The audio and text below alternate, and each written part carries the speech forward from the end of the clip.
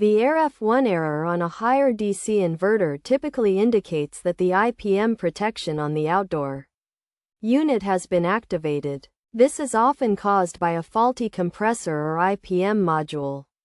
To resolve the issue, it is necessary to assess the IPM protection system. Start by powering up the Haier DC inverter, which is connected to a power supply and in standby mode, using the remote controller.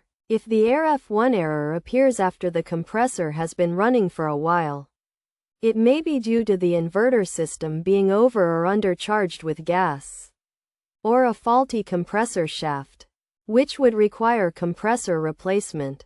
However, if the error occurs before or upon starting the compressor, measure the ohmic resistance between the IPM module terminals.